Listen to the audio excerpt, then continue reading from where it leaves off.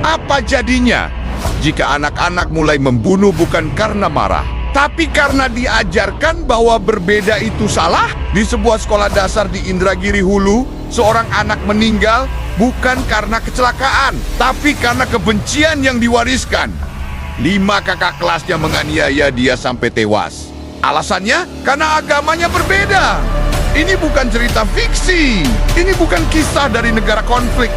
Ini Indonesia, negeri yang katanya menjunjung toleransi. Tapi di balik bendera dan semboyan, anak-anak kita sedang belajar sesuatu yang sangat mematikan, bahwa iman bisa dijadikan alasan untuk menyakiti. Dan kita harus berani bertanya, siapa yang sebenarnya sedang gagal mendidik, mereka atau kita?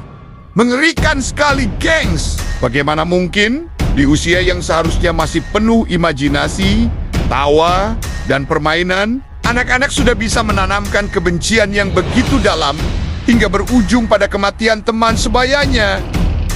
Kita tidak sedang membicarakan konflik besar di dunia politik. Kita tidak sedang menyalahkan sistem pendidikan atau satu agama tertentu.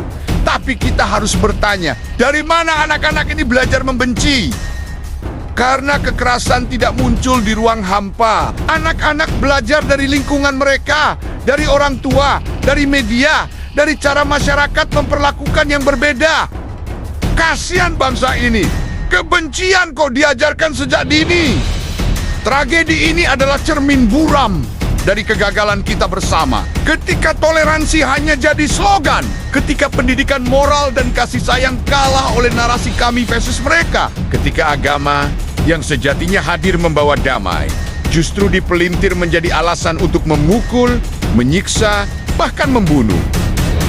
Indonesia dikenal dengan semboyan Bhinneka Tunggal Ika. Tapi tragedi ini mengingatkan kita bahwa semboyan itu belum benar-benar hidup dalam hati semua warga. Apakah kita hanya mengajarkan toleransi di atas kertas? Apakah kita diam saat mendengar ujaran kebencian, lalu baru teriak keadilan saat tubuh anak terbaring tak bernyawa?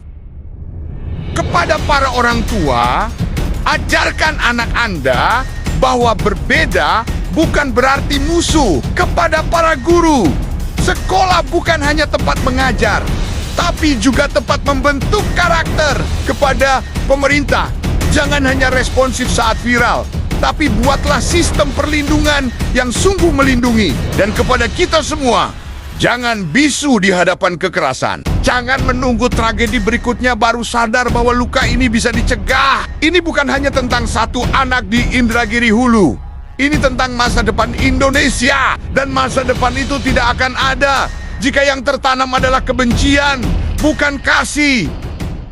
Sebagai orang Kristen, kita percaya bahwa setiap manusia, apapun latar belakangnya, kita diciptakan segambar dan serupa dengan Allah, seperti tertulis di Kejadian 1 ayat 27. Tidak ada manusia yang lebih tinggi atau lebih rendah hanya karena keyakinannya berbeda. Dan Yesus sendiri telah mengajarkan, kasihilah sesamamu manusia seperti dirimu sendiri. Sesuai Alkitabiah di Matius 22 ayat 39. Tidak dikatakan, kasihilah hanya yang seiman, tapi semua sesama.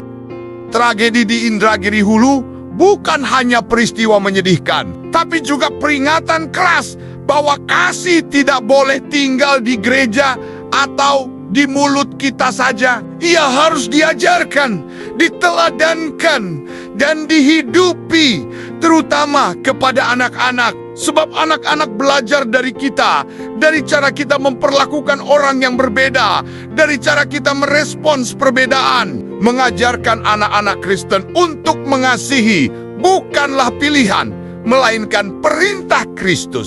Mengasihi musuh, mendoakan yang menganiaya, dan hidup dalam damai bukan tanda kelemahan, tetapi kekuatan yang sejati. Karena itulah jalan salib yang Yesus tunjukkan. Mari kita bentuk generasi yang tidak hanya hafal ayat, tapi hidup dalam terang kasih, yang tidak takut pada perbedaan, justru menjadi jembatan penghubung di tengah dunia yang retak oleh prasangka. Karena misi Kristus bukan menjadikan dunia seragam, melainkan untuk menghadirkan kasih Allah di tengah keberagaman. Dan misi itu dimulai dari rumah, dari lingkungan sekitar, terutama dari hati kita sendiri. Mari kita refleksikan lagi Matius 5 ayat 9 yang berbunyi, "Berbahagialah orang yang membawa damai, karena mereka akan disebut anak-anak Allah." Semoga kejadian-kejadian yang mengerikan, mengatasnamakan kebencian tidak terulang lagi, dan kasih karunia melimpahi negeri kita. Tuhan Yesus memberkati kita semua.